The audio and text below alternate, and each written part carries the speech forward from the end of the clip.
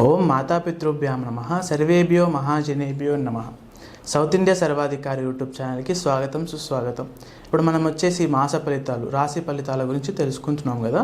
అందులో ఇప్పుడు మనం వచ్చేసి వృశ్చిక రాశి గురించి తెలుసుకుందాము.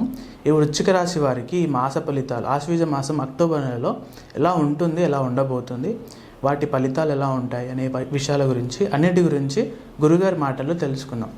గురుగారు నమస్కారం అండి. అందరికీ కూడా శుభాశీస్సులండి. వృశ్చిక రాశి వారికి ఈ యొక్క ఆశ్వీజ మాసం అనగా అక్టోబర్ నెల, మామూలుగా వృశ్చిక రాశి వారికి అక్టోబర్ నెల అనేది ఆశ్వీజ మాసం అనేది ఒక నెగటివ్ మాసం అయినప్పటికీ గ్రహాలు అనుకూలత వలన కొంత పర్వాలేదు ఈ రాశి వాళ్ళకి, వృశ్చిక రాశి వాళ్ళకి. కానీ ఇంపార్టెంట్ పనులు ఏదైనా సరే ముఖ్యమైన పనులు చేయకపోవడం మంచిది. మామూలు సాధారణ పనులు అయినా సరే చేసుకోవచ్చు. అంటే మనము సంపాదించుకోవడం కోసం ప్రయత్నం చేయడంలో తప్పులేదు. మన దగ్గర పెట్టుబడులు తీసుకుపోయేసి ఏదైనా వ్యాపారాలు చేయాలన్నా, ఎవరికన్నా ఇవ్వాలన్నా ఇవ్వకపోవడం మంచిది. ఎందుకంటే ఇది ఈ మాసం అనే కాకుండా వృశ్చిక రాశి వారికి ప్రతి సంవత్సరం కూడా ఆశ్వేజ మాసం అనేది అత్యంత నెగిటివ్ మాసం అన్నమాట. ఈ మాసంలో అధికమైనటువంటి నష్టాలు కష్టాలు ఉంటుంటాయి. ఈ మాసంలో చేసిన పని శాశ్వతంగా కొనసాగదు, మధ్యలోనే ఆగిపోతుంది. దానివల్ల నష్టాలు అధికంగా ఉంటాయి. అందుకనేసి ఇంపార్టెంట్ పనులు మాత్రం చేయొద్దు. మామూలుగా సర్వసాధారణ కార్యక్రమాలన్నీ కూడా చేసుకోవచ్చు. ఎందుకంటే గ్రహాలు అనుకూలత వలన చేయి వృత్తి వ్యాపారాల్లో రాణింపు ఉంటుంది. అలాగే కొన్ని వ్యవహారాలలో కొన్ని వ్యవహారాలు లావాదేవీల వ్యవహారాల్లో చాలా జాగ్రత్తగా నడుచుకోవాలి.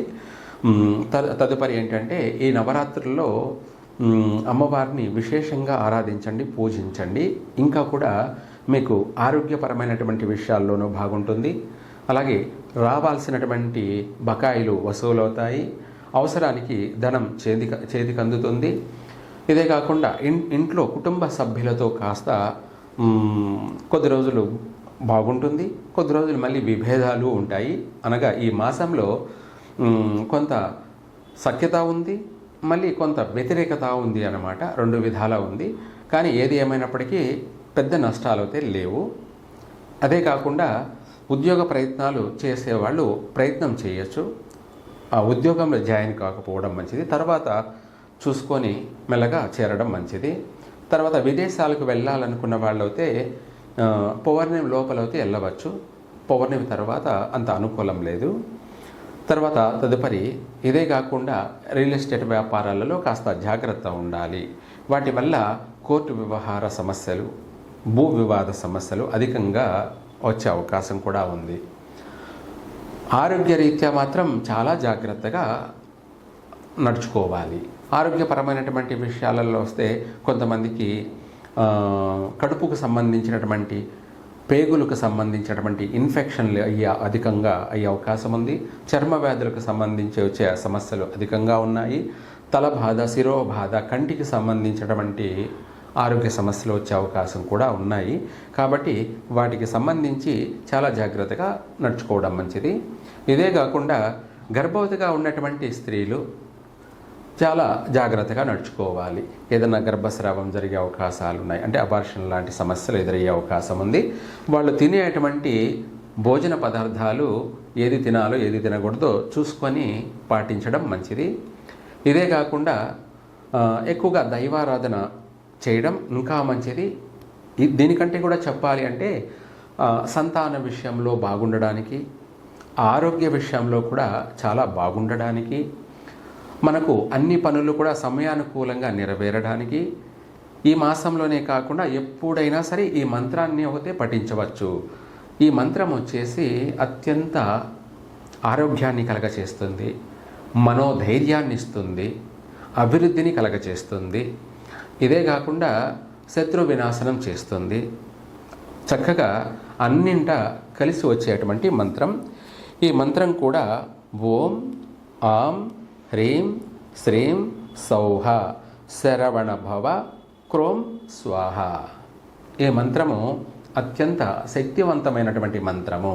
వృశ్చిక రాశి వాళ్ళందరూ కూడా ఈ మంత్రాన్ని పఠించడం వల్ల వీళ్ళకు విశేషమైనటువంటి భోగభాగ్యాలు కలుగుతాయి, చక్కగా ఆరోగ్యం బాగుపడుతుంది, అభివృద్ధి కూడా కలుగుతుంది.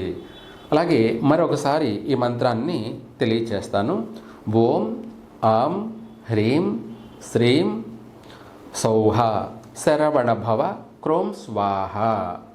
ఈ మంత్రం ఎంత అభివృద్ధిని కలగచేస్తుందంటే అంత విశేషమైనటువంటి అభివృద్ధిని కలగచేస్తుంది. అలాగే ఆకర్షణ కలగచేస్తుంది, అభివృద్ధిని కలగచేస్తుంది, ఆరోగ్యాన్ని కలగచేస్తుంది, తలచిన ప్రతి కార్యం కూడా నెరవేరుతుంది. మనలో ఉన్నటువంటి గ్రహదోషాలు కానీ దుష్టపీడలు కానీ అన్నీ కూడా మనల్ని విడిచి వదిలి వెళ్ళిపోతాయి.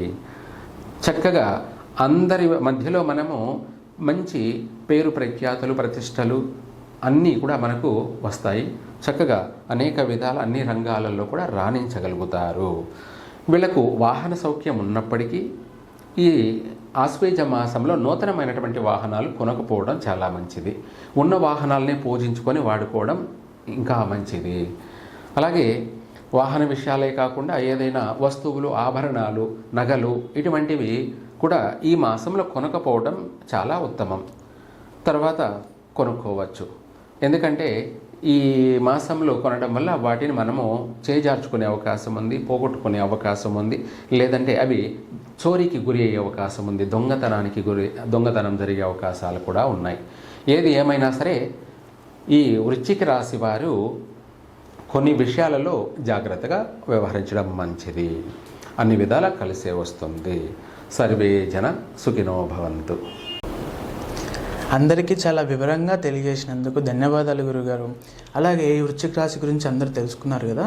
ఈ వృశ్చిక రాశి గురించే కాకుండా అన్ని రాశుల గురించి, అన్ని మాస ఫలితాల గురించి ముందుగానే అన్ని వివరాలు తెలుసుకోవడం కొరకు లైక్ చేయండి, షేర్ చేయండి, సబ్స్క్రైబ్ చేసుకోండి. Thank you.